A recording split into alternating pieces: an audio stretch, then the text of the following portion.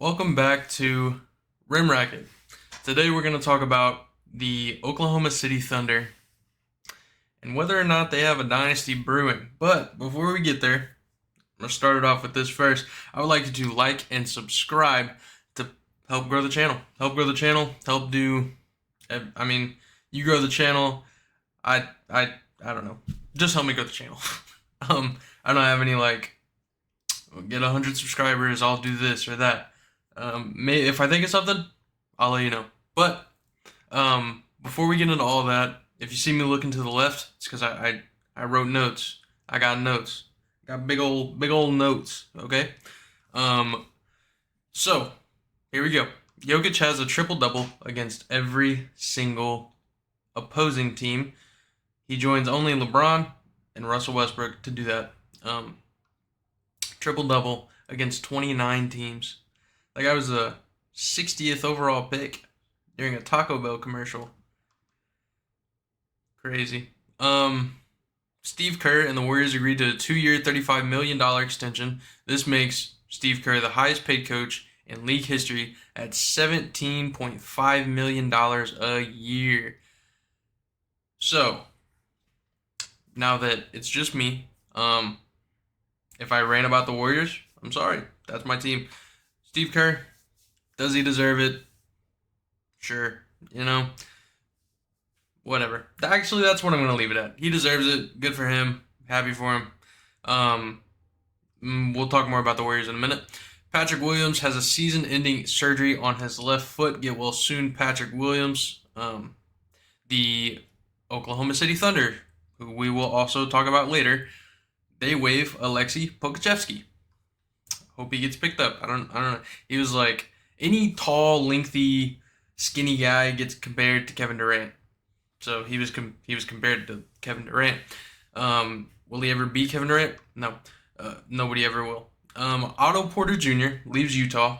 Expected to be a buyout. Expected to get bought out by somebody, a contender probably. Otto Porter Jr. He's a nice role player to have. Jordan Poole, my glorious Poole boy, he got moved to the bench, averaging 16, 2, and 4. Not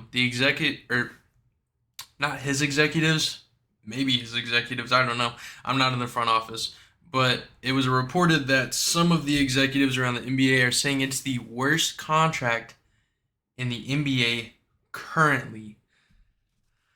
What a downfall for Jordan Poole. Somebody who was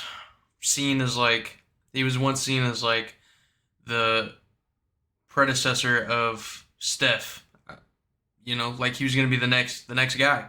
It was going to go Steph, and then he was next up. He was next up the bat. He was in our system. He looked really good. I miss Jordan Poole. I love Jordan Poole's game. One of the quotes, I forgot who said it, but somebody was talking about Jordan Poole on a podcast or something, and what they said sticks in my brain to this day. And they were like, Jordan Poole left his bag in Golden State, and me personally, I don't know what's going on with Jordan Poole. I hope he's doing well mentally. I hope he's doing well physically. But I want Jordan Poole to succeed. As a former Warrior, I want Jordan Poole to succeed. As a person, I want Jordan Poole to succeed. He came off the bench. I think he had 21 against OKC last night, and they lost by 40-something. Start him. What do you guys have to lose? Games? You've already been doing that. You and the Pistons are locked in. You and the Pistons are twins right now. Y'all twinning. I keep punching my desk, and I know that the mic is picking up on it, and I apologize. But Jordan Poole, I want you to be great, man. Historical, last night, something historical. Victor Wembanyama got a 5x5. He had 27 points, 10 rebounds, 8 assists, 5 steals, and 5 blocks. That is 5 categorical stats with 5 stats in them. Basically, to get a 5x5, you need 5 of 5 stats. So he had more than 5 points. He had more than 5 rebounds. He had more than 5 assists. He had more than 5 steals, and he had more than 5 blocks. That's a 5x5 for those that didn't know. Also, for those that didn't know, he's the second rookie behind Jamal Tinsley to ever in NBA history to have a 5x5. Think of all the great centers or just great players in general. Him and Jamal Tinsley are the only rookies to get a 5x5. Shout out Jamal Tinsley. And shout out Wemby, bro. Wemby's so good. I'm so happy we have a talent like Wemby in the league. I love it. And the Spurs, please go get Trae Young. Trae Young and Wemby. That combo sounds so fun to watch. So fun to watch. And speaking of like games from yesterday, that's what most of this is going to be covering, other than OKC. There were a couple fights. Start off with the first one. Jimmy Butler, Thomas Bryant, Jose Alvarado, and Najee Marshall, and a Heat fan, all get ejected after an altercation. Jimmy said, and I quote, "We'll beat them the next time too. We're just a better team." I don't disagree. I mean, I don't know. The altercation, it was like Kevin Love fouled Zion or something, and then it just happened. Jimmy Butler and Najee Marshall started, like, I don't know if they were swinging at each other. I know for a fact Thomas Bryant and Jose Alvarado were swinging at each other, but Jimmy Butler and Najee Marshall were beefing. The video I saw, the Heat fan, I don't know what he threw. He threw like a popcorn or a drink or something. He threw it at a Pelicans player, and he immediately got booed by all the Pelicans fans. And after he got thrown out, they cheered. Bro was trying to start Malice at the Palace Part 2. I don't know what he was doing. I don't know what he was thinking. He's probably going to get banned from every NBA arena for the rest of his life. I don't know. But I also saw a video from that game, and I only seen one POV of it, or one view of it. And Duncan Robinson pulled a dirty play. Like he was on the ground. I'm guessing he shot a 3-pointer. I'm pretty sure it was a 3-pointer. He shot a 3-pointer, got knocked to the ground, and his man that was playing defense on him, he tried to run for a fast break, and Duncan Robinson sticks his legs up as the guy's running. That's a dirty play. And the only reason why I'm bringing it up is because I don't think that should be a part of this game at all. I know it's just a game, and sometimes, you do things you don't, intend to do, but that's a dirty play, and there's no need for that in the association at all. For any kid growing up, please do not do that to anybody you're playing against. It's just a game. You don't want to injure somebody and potentially hurt their career over a game, But yeah, there was an altercation in the Pelicans dome. I'm bad with arena names. Wherever the Pelicans played, there was an altercation, and yeah, Jimmy Butler was not happy. Himmy Butler, shout out Jacob, Himmy Butler. Probably not a guy you want to mess with. The second fight of the night was, so what happened? I was watching this game. By the way, the game was awful. It sucked, but there was, I don't remember how many seconds exactly were on the clock, how many minutes exactly were on, it was seconds. How many seconds were exactly on the clock? But it was under 24 seconds, but the shot clock was still going. So Lester Quinones calls for the ball underneath the hoop to just put up a shot. It was either put up a shot or get a turnover. So he was called for the ball, went up for a layup. It was goaltended by Miles Bridges. Those two started chirping at each other. And out of nowhere comes Grant Williams. Grant Williams is hilarious. He might be the most disrespected player in the NBA by his own peers. Grant Williams is funny, bro. So Grant Williams comes out of nowhere just to get in Lester's face. And if you can find the video on Twitter, Lester Quinones calls him a bitch to his face multiple times, straight, they were like this, and he just kept saying it. And as a man, I don't know, man, that's crazy. That's crazy. On top of that, after the game, Lester said, and I quote, Bro, it's basketball. If it was that serious, you should have played defense. Stop me then. End quote. And honestly, here's my take on the whole like unwritten rules. What's it matter? You guys are losing by 20. Or I don't, it was like 14. You guys are losing. You're gonna lose anyways. It's either take a turnover or play defense. I mean, I get it, the game's over. You don't want to run up the score against a guy. Sure, I see it from that point of view. I also see it from his point of view where he's like, the game's not over. You know, I see both sides. Me personally, I do not care. I don't care. If I lost, I lost. What am I gonna do? You know? If I'm down by 14 points, me getting mad at you for scoring another 2-pointer with 10 seconds left isn't gonna help anything.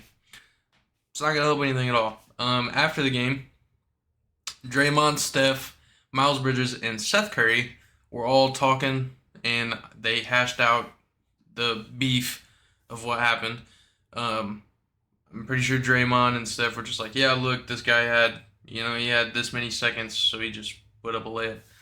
Draymond also said after the game at the podium, he said, and I quote, talking too much kind of got you out of Dallas. Stop all that tough guy stuff. End quotes. He was talking about Grant Williams, obviously. And I agree. The Dallas Mavericks own, I don't know if it was the front office, somebody from the Dallas Mavericks organization said that Grant Williams rubbed everyone the wrong way. Pause. But he just, nobody liked him, I guess. I don't know if that's what they meant, but like he was probably just yapping too much. He's probably just talking too much. But Grant Williams has a history of these like hilarious moments of where he's just getting disrespected by his own peers. Trae Young called Grant Williams fat after Grant Williams called him a flopper. He had that free throw thing where he was like, I'm gonna make both of them. Bricked both of them. He started off in his career, which I didn't even know this till last night because I was watching the Hornets broadcast because they're goated. They were like, Grant Williams started off 0-26 from 3 in his NBA career, and the record's like 0-31, I think. 30 something. And he finally made a 3, and he was just like, I just didn't want to be that guy to be 0-32 and have the record. Grant Williams, bro, if you search up Grant Williams, there's probably plenty more stories. But Grant Williams is hilarious to me just because of it's like he's trying to act, he's like that guy that acts tough, but then just gets walked over by whoever he's talking to, and that, I don't know. I'm sure Grant Williams is a nice guy. Grant Williams, come on the pod. I'd love to talk to you. Here's the meat and potatoes of the episode. OKC is building a dynasty.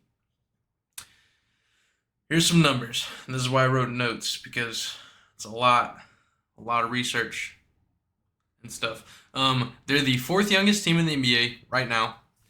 They're 3rd in 3. Oh, before I move on, some of this stuff I got from Kenny Beecham, King of the Fourth Quarter. He also made a YouTube, like a 10-minute video about this.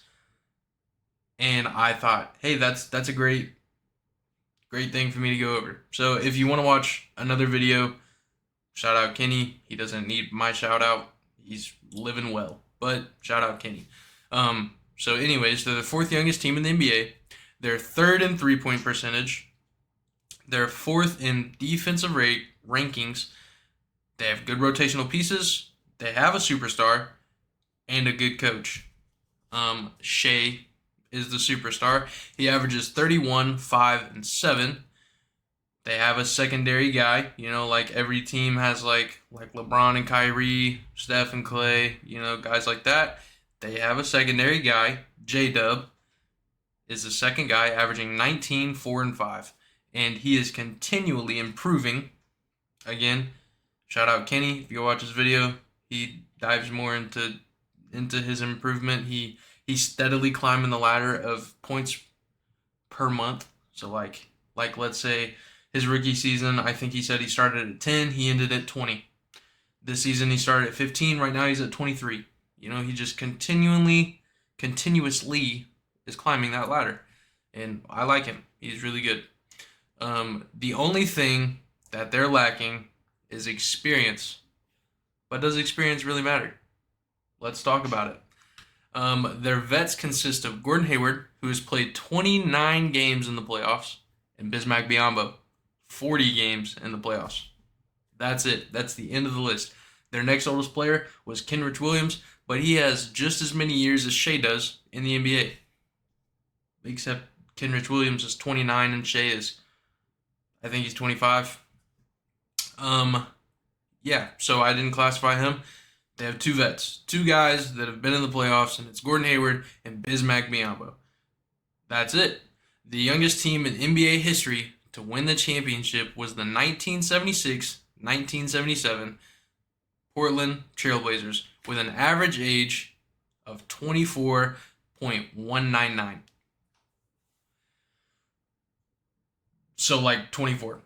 They had one guy in his 30s, one guy on the whole team that was in his 30s. He was 30 years old, and his name was Herm Gilliam. Herm, I'm not familiar with your game. I'm not gonna lie. No idea who you are. He averaged, I don't even remember what he averaged. I didn't write down his averages. All I know is he was there. He got a chip. Congratulations, Mr. Gilliam. The main pieces were Mo Lucas, who averaged 20, 11, and 3, and Bill Walton, who averaged 19, 4, and 4. You guys see a resemblance there? If you don't, they're both big men. Again, this was 76-77. Big men ruled the earth. Big men were the game back then. Whereas today, not really that anymore. It's not that at all. There's a couple big men who are really good, but it's not their game anymore. The game's evolved. So I did some more research. OKC's average age currently, the 24.199 of the Trailblazers is what's called a weighted average age, and it was like the age of a person times the minutes that they've played divided by, I forgot the formula. Anyways, that's their wage. I could not find the wage for the OKC Thunder, but I did find a chart. So their average team age is 24.9, but their average usage is 23.4. So I think it's 23.4 if we're doing the wage, but I could be wrong, and it could be 24.9. Either way, they're a young team, right? The youngest team in most recent years to win the championship were the 2014-15 Golden State Warriors. Their average age was 26.393. And again, the NBA has changed a lot since then. The West is stacked and talent is at an all-time high. Could this be OKC's time, or are they just too young? Only time will tell. I need you to actually, that's the question for today's video or podcast. Jesus Christ. That is the question for today's podcast. Does age matter? Is OKC capable of winning the championship even though they don't have two veterans that have done a lot? No offense to Gordon Hayward or Busy, but that's the question. Do vets actually matter? Me personally, from my take, I've always said I think that it is what's the word I'm looking for? I think it's I don't know the word I'm looking for. An overused excuse, but because let's say, for example, this OKC team is really freaking good. They're really good. If they win, they have two veterans. One of them might get impactful minutes. The other one probably not. So at what point does having a veteran Like I get the side that like, oh, a veteran's been there, they know what they're doing, because playoff basketball and regular season basketball are completely different. Like the game slows down a lot more. Um, it's a lot more like everybody's more locked in. But I think the OKC just have like perfect players that already fit playoff basketball. You know what I mean? Like whenever I think of fast basketball or like regular season basketball, I think like, oh, they're chucking threes, they're a bunch of transitions, bunch of like this and that. There's not going to be a bunch of transitions in playoff basketball because again, the game slows down so much, everybody's more careful. But they got mid-range killers on their team. Shea is a mid-range merchant. He doesn't miss. He averages 31. He's damn good.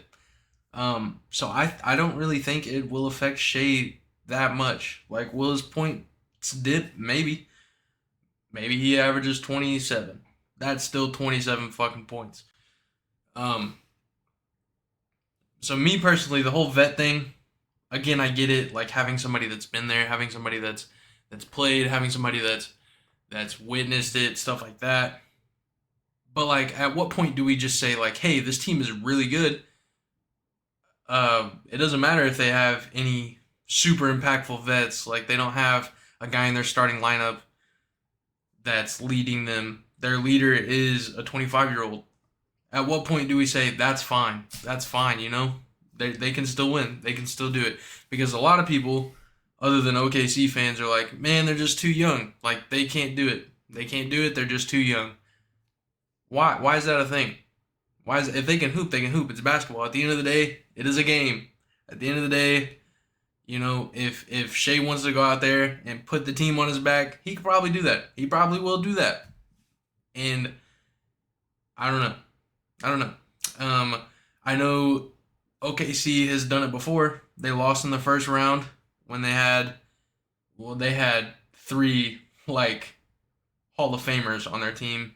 At that point, they weren't Hall of Famers, but they are now. I don't know anybody on this team that would. I mean, Shea is probably going to be a Hall of Famer. I don't know how the other Chet and J-Dub are going to end their careers. I don't know. Right now, they're really good. But time will tell. That's all I got to say. Time will tell. So, again, it's like, I just don't know. Because it's just like, I'm forgetting what I'm going to say. I'm losing my train of thought.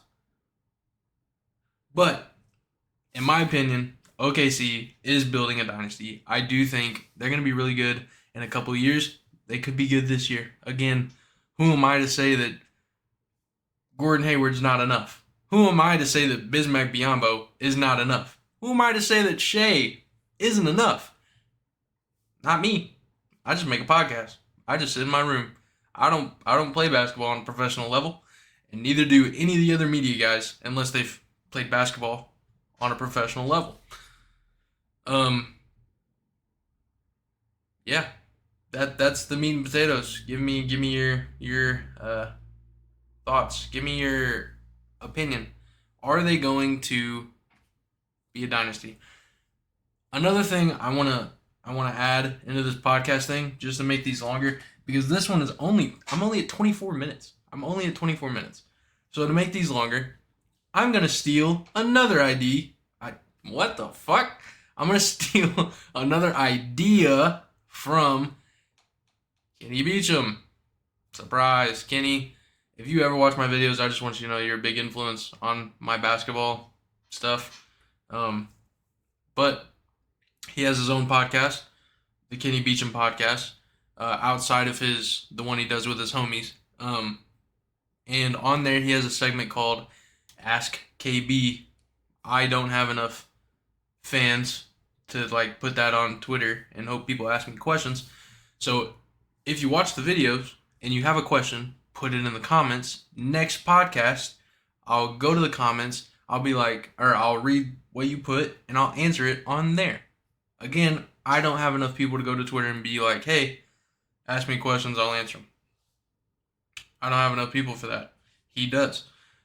But the 80 subscribers I have, even though I know like half of you don't even watch the videos, that's fine. The ones that do, ask me a question in the comments. I'll answer it next video. Only 25 minutes in. Let me see. What do I got in my bag that could expand this episode and give you guys some more like stuff to talk stuff. Let's talk about my world for this 5 minutes or so. I'm gonna try to get it over 30 minutes. Today we're going to record part 2 of the rim racket runs. A lot of people have became injured. I didn't know it, but I drafted a team full of Anthony Davises and Joel Embiids. I've lost 2 guys, almost a third, but he said he will play today. So I myself was injured the first time we did it. I think I will play today. That'll be fun. I don't know how good I'm gonna do. We'll see. I could either be good, I could either be really good, or I could be really shit. We're gonna find out. Another look into my life. You guys can call me a nerd, call me whatever you want. But I just finished my, I guess technically, my 3rd anime. Technically, right? Because Avatar: The Last Airbender is technically an anime. I watched it when I was younger. So there's one. I tried to get into anime because I have like half of my friend group, more than half of my friend group loves anime. And me personally, I think like the concept of anime is really cool. You know? It's just some guy that came up with a story and he put it all together. And now he has this product and it's really cool. The reason why I couldn't get into anime is because a lot of it is weird, bro. A lot of it is weird. So I tried to watch one. It was called Yasuke. It was about a black samurai warrior. It was weird. It was okay, but it was weird. I don't recommend. Like, it was okay. It was all right. I would never watch it again. But the one that I most recently finished was Vinland Saga. Vinland Saga really was not that weird. Like, it was just like, now hear me out. Vinland Saga is about Vikings. I love Vikings. Vikings are dope. I love any historical warriors like samurai or Vikings or guys like that. So I watched it. Wasn't that bad. Really wasn't that bad. I don't want to say anything about it other than that, just in case I influence somebody to go watch it yourself. Vinland Saga is not that bad. It's not weird. Like, it has some moments that are like, why would he do that? Or what the hell's going on? But it's not like, I don't know. I don't know. I'm getting messages. Actually, this is from ESPN. Is it something I could talk about? No. No, it's not. So yeah, that's a look into my life. But that's it. Honestly, that's it. I think I'm just gonna end the episode here. I don't care if I make it to 30 or not. 30 minutes. I do care if I make it to 30. 30 minutes is whatever. But yeah, that's it. That's the end of the episode. Hope you guys enjoy. And wait, that is not the end of the episode. I personally was going to do something. I want to incorporate this into every episode, and I forgot to do it earlier. Typical. I forgot to put it in the notes. I forgot to say it. So after my anime rant, here's another basketball thing. Today, because I'm going to put this episode out today, hopefully before 7 p.m. Central, but I'm going to try to give you guys a bet for every day. Every day I record the podcast, I want to put out a bet. Not sponsored by anybody. If somebody wants to sponsor me, please do it. I'm not sponsored by anybody, but there's an app called Fliff. Fliff gives you a free $1 every day. I cannot tell you how many days I've turned that dollar into over 50. God dang, excuse me again. You have to have over $50 to withdraw. So, I can't tell you how many days I've turned $1 into 12 and turned that 12 into 50 and then taken it out. There's $50. Boom. So, if you download the app today, you download the app, get your free $1. It's not hard to navigate the app. You'll find it. Get your free $1. Go to the NBA, and we're going to do strictly money lines. We're going to do strictly money lines because we're going to take the Orlando Magic over the Detroit Pistons. Obvious pick.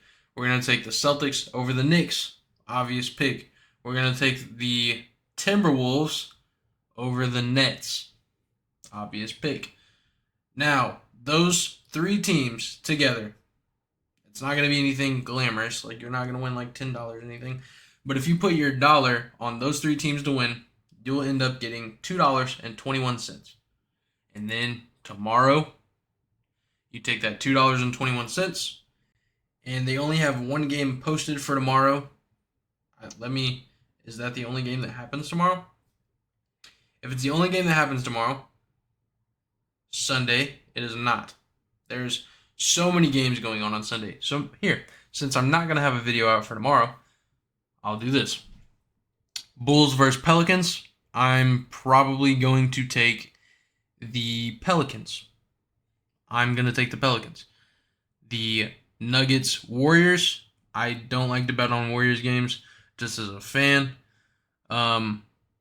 Plus, I would probably stay away from that game anyways because the Warriors have won 10 of their last 12 and the Nuggets are a damn good team. So, could the Warriors win? Yes. Could the Nuggets win? Absolutely. So, I would stay away from that game because it's a 50-50% chance. Kings Clippers. This would probably be another game that I would stay away from. I wouldn't touch that one. Bucks 76ers. I would take the Bucks. Lakers Suns. I'd probably take the Suns. Mavericks Pacers. Probably taking the Mavs. Cavs Wizards. Cavs. I don't know why I just blinked. I'm taking the Cavs. Magic Hawks. I would take the Magic. Thunder Rockets. I'm taking the Thunder. Spurs Jazz. I would stay away. Battle of the Mids. Staying away. Spurs have been playing good basketball recently. They just keep losing. The Jazz have had good games and have had bad games. The Hornets, Trailblazers, again, battle of the mids. I'm staying away from that one. So, I would take my $1 today and put it on Magic, Celtics, Timberwolves, money line. You'd get $2.21. Then tomorrow, I would take my $2.21 and put it on the Pelicans, the Bucks, the Suns, the Mavs, the Cavs, the Magic, and the Thunder. And that'll probably get you, I don't know, maybe like $15. Maybe. The only way those picks change, don't hate me, if I give you a pick and then it doesn't hit. The only way I would change those picks is, let's say the Mavs, for example. Let's say Luka sits. I'm probably picking the Pacers then, right? But if Luka plays, I'm picking the Mavs. That would be the only way I'd change it. Other than that, that would be the end of the video. I appreciate you got the end of the podcast. I'm going to try to put this on audio for all you audio listeners. But that'll be the end of the pod. I started a podcast and I can't even fucking talk. That will be the end of the podcast. Please like, subscribe, give me your answer to will OKC become a dynasty? And also leave some questions in the comments for me to answer for the next video. Peace out. Enjoy your day. Enjoy your weekend. Enjoy every day of your life, man. Love you. See ya.